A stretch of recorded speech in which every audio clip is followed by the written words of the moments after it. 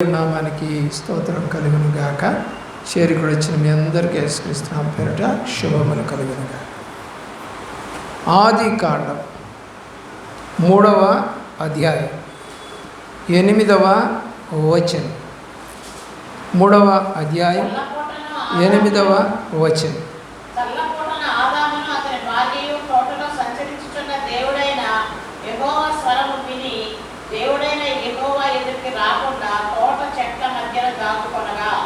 దేవుడి మాట విని కూడా ఏం చేశారండి? ఇద్దరు దాక్కున్నారు. నేను చాలాసార్లు ఇది చదివినప్పుడల్లా అనుకుంటా, పాస్టర్ గారు కనపడితే విశ్వాసులు కూడా ఎదురుపడి వందనాలు చెప్పకుండా దాక్కుంటున్నారు. ఏం తప్పు చేశాము?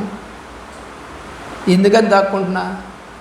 వీళ్ళు తప్పు చేస్తారు, వీళ్ళు తప్పు చేశారు, అందుకే దాక్కుంటున్నారు. వీళ్ళు ఎవరి స్వరం విన్నారంట? దేవుడికి తెలియదండి వాళ్ళు ఎక్కడుంటారో. సర్వాంతర్యామి అయినటువంటి ప్రభువారికి ఎవరెక్కడున్నారో తెలీదా? ఏమండి, యేసు ప్రభువారు చనిపోయి లేచిన తర్వాత తలుపులు వేసుకొని శిష్యులందరూ కూడా దాక్కొని ఉంటే ఆ ఇంటికి వెళ్ళాడు. ఆయన ఎక్కడున్నారని ఎతికాడా? ఎతకలేదే, డైరెక్ట్గా లోపలికి వెళ్ళిపోయాడు. తలుపులు మూసిండగానే. కాబట్టి దేవుడికి తెలియదేముంది? కాబట్టి వీళ్ళు తప్పు చేశారు. దేవుడైన యెహోవా ఎదుటికి రాకుండా తోట చెట్ల మధ్యను దాగుకొనగ. అంటే విని కూడా దేవుడి దగ్గరికి రాలేదు. ఎవరి పిల్లలు వీళ్ళు? దేవుడే సృజించిన పిల్లలు. మరి అలాగే సేవకుడే వాక్యం చెప్పి బాప్తిజం ఇచ్చి రక్షణలోకి నడిపించిన సేవకుడు వస్తేనే గబగబా వాకిట్లో కూర్చున్నాడు లోపలికి వెళ్ళటం, లేకపోతే రోడ్డు మీద కనపడితే ఆ చాటును దాక్కోవటం, పలకరిస్తే ఆయన వదిలిపెట్టడేమో ఇప్పుడు, లేకపోతే ఆయనకు 10 రూపాయలు ఇవ్వాల్సి వస్తుందేమో అన్న మనుషులు తయారైపోయారు ఈ రోజున. ఈ బుద్ధి అంతా ఎవరిది? ఆదాము అవ్వల నుంచే వచ్చింది. మనం కూడా అక్కడి నుంచే వచ్చాం కదా. కాబట్టి ఆ బుద్ధి పోదు. కాబట్టి దేవుని స్వరం విని కూడా దేవుని ఎదుటకు రాని దేవుని పిల్లలు. దేవుడే స్వయంగా వాళ్ళిద్దరిని తయారు చేశాడు. దేవుని యొక్క ప్రేమలో 3వ అధ్యాయంలోనే 10వ వచనం. అందుకతడు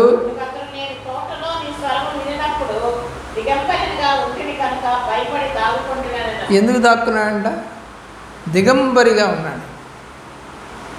దిగంబరని నీకు చెప్పిందేవాడు?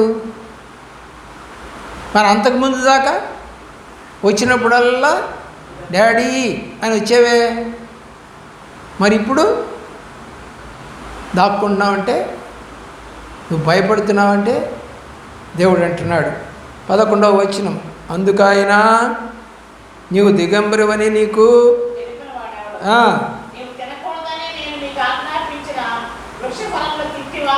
అంటే దేవుడికి తెలుసు. ఆ వృక్ష ఫలములు తింటే వాడికి విషయాలన్నీ అర్థమవుతాయి. చిన్నపిల్లలు డ్రాయర్ లేకపోయినా చొక్కా లేకపోయినా నాన్న అమ్మలు ఎత్తుకుంటారా ఎత్తుకోరా? చెప్పండి, ఎత్తుకుంటారా? ఏమైనా సిగ్గుపడతారా?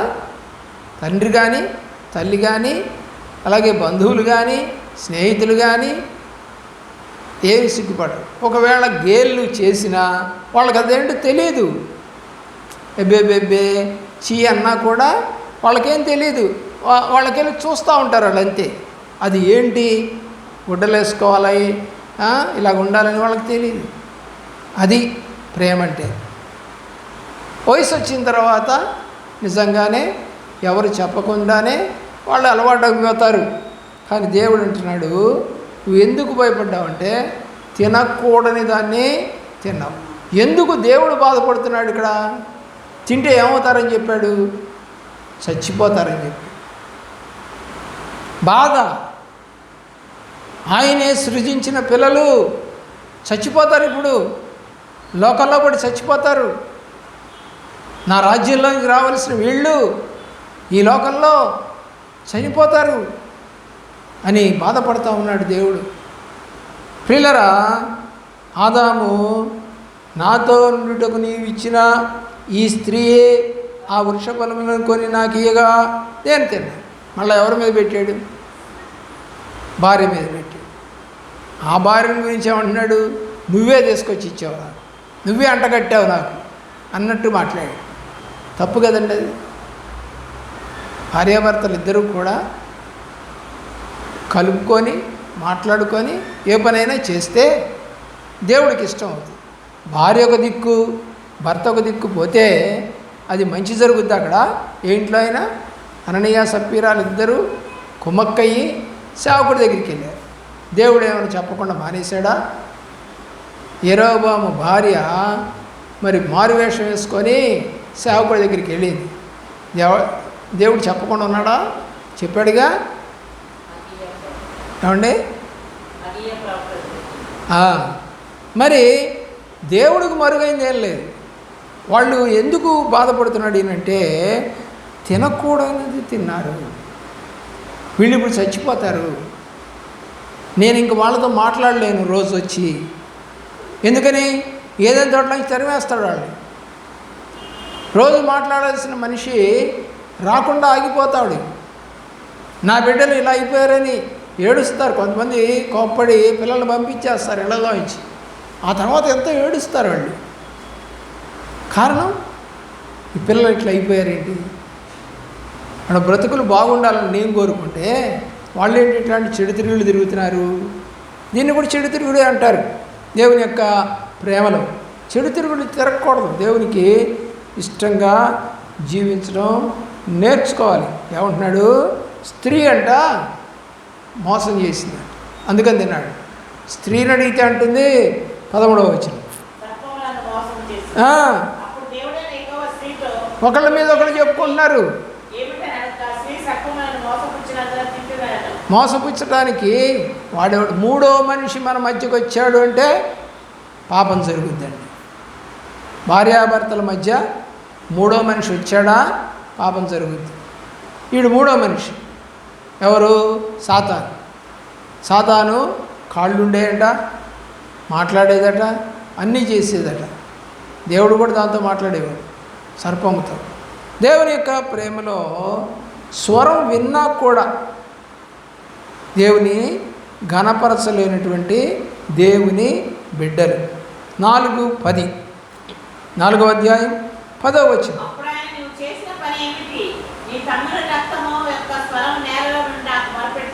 పాపం చేసి చంపేశాడు, ఈర్ష్యతో చంపేశాడు, అసూయతో చంపేశాడు, కోపంతో చంపేశాడు. ఎవరు? కయీను. ఎవరిని? హేబేలు. ఇప్పుడు హేబేలు యొక్క రక్తము ఎక్కడో చాలలో చంపేశాడు. కానీ అది ఎవరు విన్నారు? ఎవరు చూశారు? దేవుడు చూశాడు. వచ్చి అడుగుతున్నాడు, కయీనుని అడుగుతున్నాడు, ఏమని?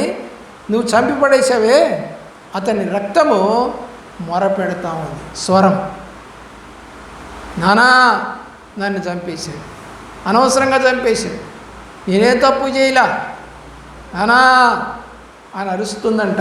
ఏంటిది? రక్తం. రక్తం ఏంటండి? ప్రాణం. కాబట్టి ప్రాణం ఉంటేనే కదా మనిషి మాట్లాడేది. కాబట్టి ప్రాణం మాట్లాడుతూ ఉంది దేవుడితో. ఎందుకంటే అది దేవుడిచ్చింది, ఆ మనిషిని తయారు చేసిన దేవుడే. కాబట్టి నీ తమ్ముని రక్తంను నీ చేతిలో నుండి పుచ్చుకున్నట్టుకు నోరు తెరిచి నీ నేల మీద ఉండకుండా నీవు శపింపబడిన వాడవు. దేవుడు పెద్ద కొడుకుని శపించేసి తమ్ముడిని చంపినాడు. ప్రియులారా, ఆలోచించి స్వరము దేవుడి స్వరం, అలాగే నీతిగా ఉన్న వాళ్ళ యొక్క స్వరం దేవుడు వింటాడు అని మనకిక్కడ అర్థము అవుతా ఉంది. 21వ అధ్యాయము 17వ వచనం. 21వ అధ్యాయము 17వ వచనంలోనికి రండి.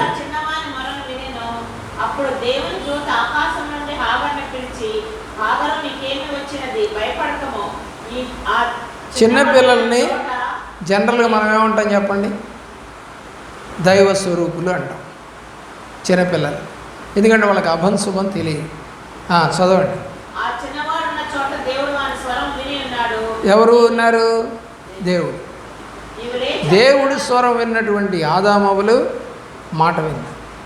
ఏడుస్తూ దేవుడి కొరకు మొరపెట్టినటువంటి హాగరు కొడుకైనటువంటి ఆ చిన్న కుమారుడు ఇష్మాయేలు మొరని దేవుడు విన్నాడు. స్వరము అన్నాడు అంటే అతను ఏడ్చాడు అని రాసిందిలేండి. పైన చూడండి 16వ వచనం. ఈ పిల్లవాని చావు